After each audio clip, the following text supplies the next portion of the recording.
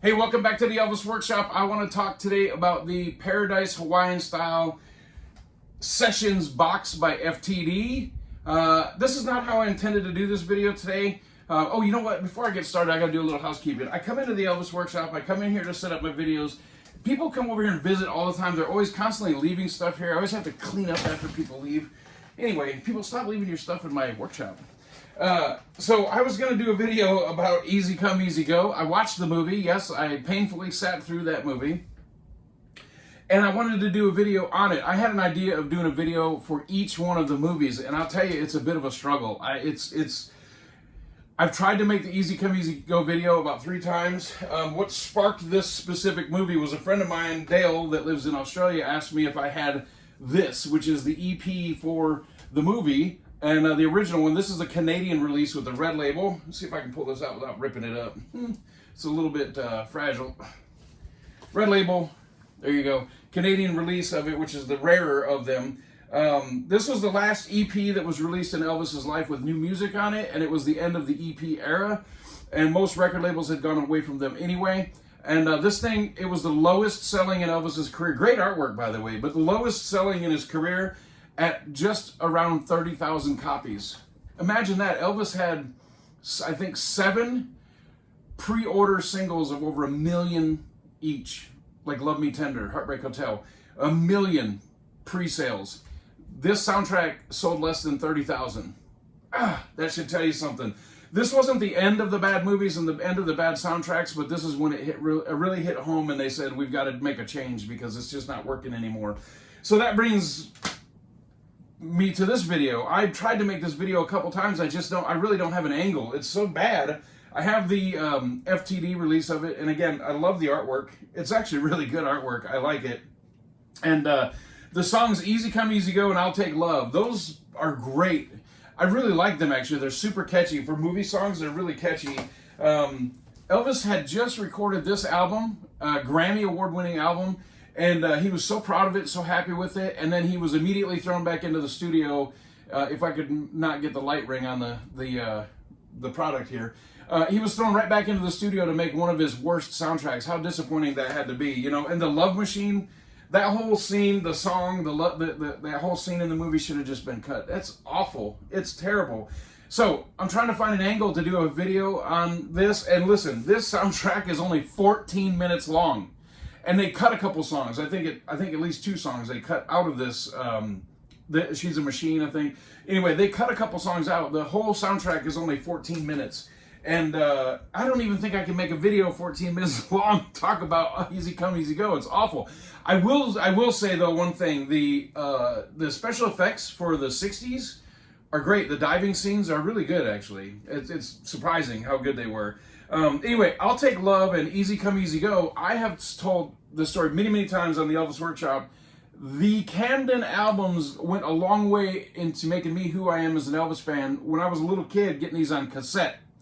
This is one of the main ones. I love this release. This would have been my personal first exposure to the Easy Come, Easy Go soundtrack. And I'll Take Love and Easy Come, Easy Go are both on this thing. And I actually put this on my iTunes recently. I probably played it 10 times in a row over a single day, just thinking about making this video. By the way, I did go to iTunes and I tried to download the entire soundtrack. It's not even there. You can find everything on iTunes. You can't find this. You can find the song, Easy Come, Easy Go. You can probably find each individual song. But this EP, listed as a complete collection of songs, it's not even available on iTunes. Anyway, so I was going to do Easy Come, Easy Go, and it's just not happening. I think really the only good thing about that movie is the special effects underground. Elvis looked great, but yoga is as yoga does. Yeah, it's hard. It's hard. The Batman Joker car is in the movie. That's kind of cool. That is cool. If you didn't know about that, 1960s, late 60s, you know, they throw props from one show to another, one movie to another, and the car from the Batman TV series that the Joker drove is the same car that Elvis drives in the movie. It's a girl that he's seeing, and it's her car. Anyway, so let's move on. I found this the other day, pretty cool. It looks like a 10-inch vinyl, and it's a bootleg for the Spin Out soundtrack.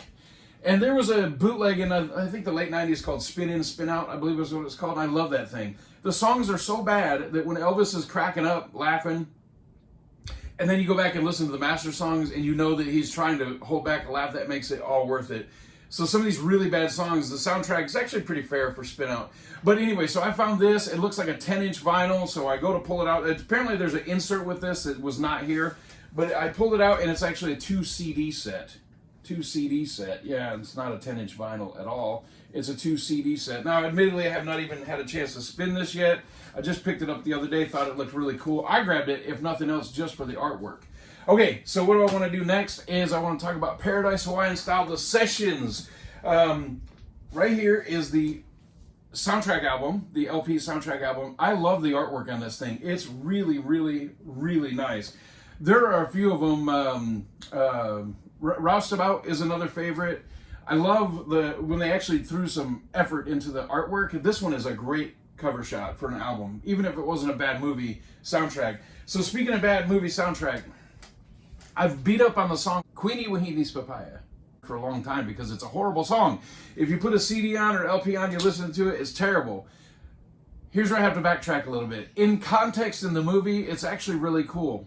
I hate to say that, it's not a good song, but it works in the movie. Elvis is there with the little kids, and he looks like he's legitimately having a great time. I think that actually a lot of this movie, Elvis looks like he's in a good mood. He looks like he's having fun. A lot of times when you watch these terrible movies, you can tell he's miserable, just the look on his face.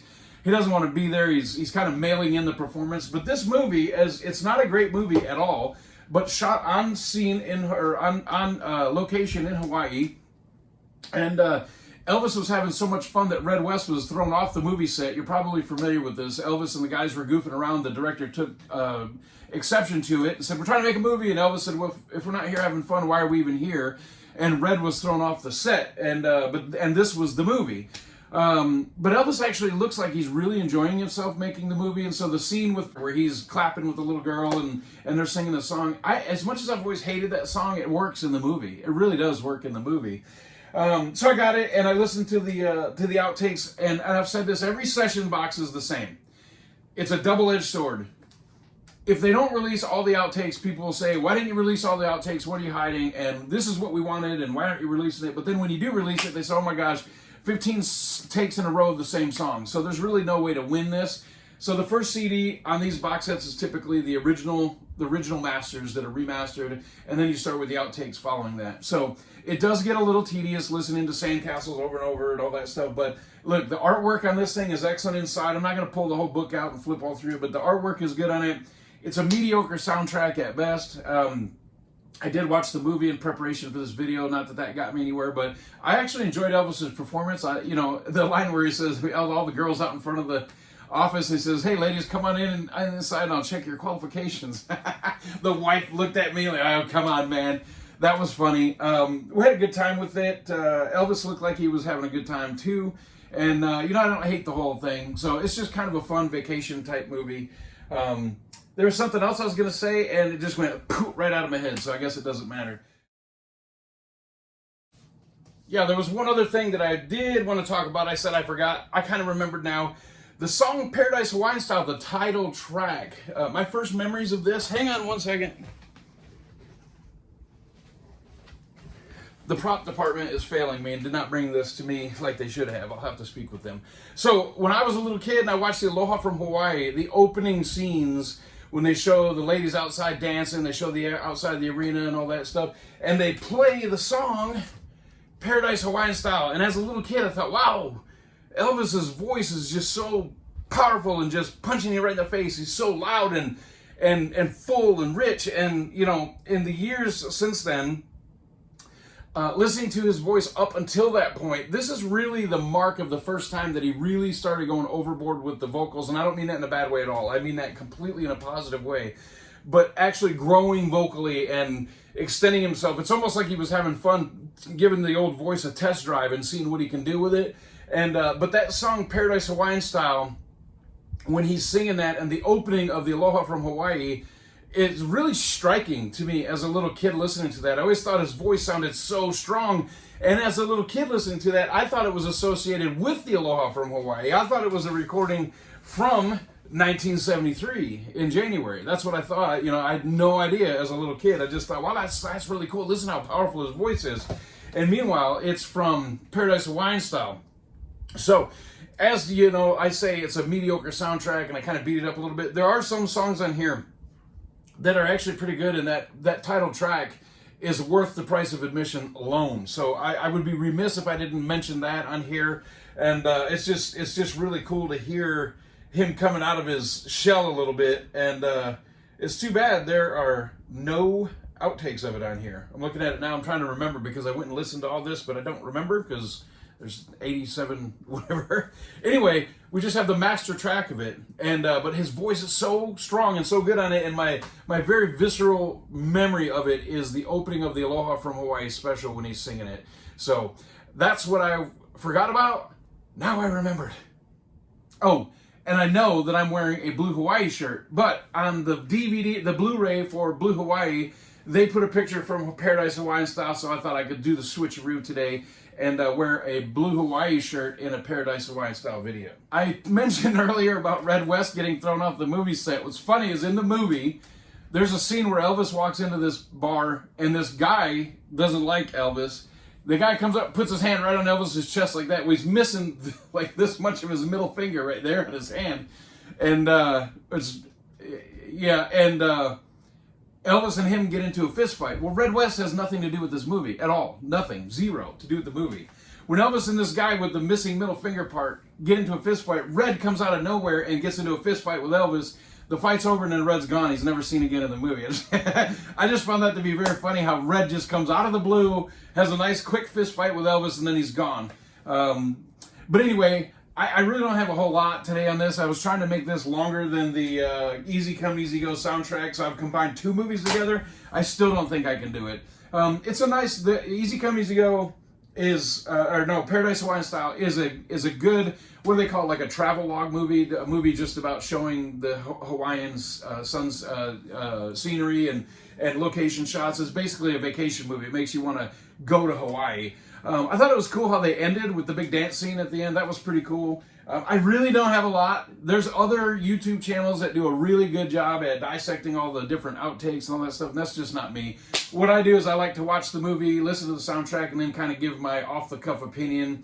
I don't what they call the audiophile. I'm not that kind of person. I don't do a deep dive onto all the songs about which take is the best and all that. I enjoy it. I listen to it, but really what I like to do is I get these releases and I decide if they're fun or not, and I decide what I like to listen to or what I don't, and then I just share it onto my goofy channel. So thank you for watching again today, and remember, I just made this video about the book Elvis Dressed to Rock. Just came out. Look at that, nice glowing name there. Just came out a couple days ago. I just picked it up. I just did a video on this one yesterday. Go pick yourself up a copy, get it off of Amazon. It's a little bit cheaper on Amazon. I found out after I made the movie that the price had dropped. When I looked, it was $60. It's going now for $45. So go get you Elvis Dressed to Rock. Anyway, Paradise Hawaiian Style Sessions. I think I'm going to go back and give it another listen. Queenie Wahini's Papaya. It's not as bad in context with the movie. That's going to be my statement that I'm going to make in this video. So, easy come, easy go. Yoga is as yoga does. Can't... what they were thinking. Anyway, and then the Joker's Batman card.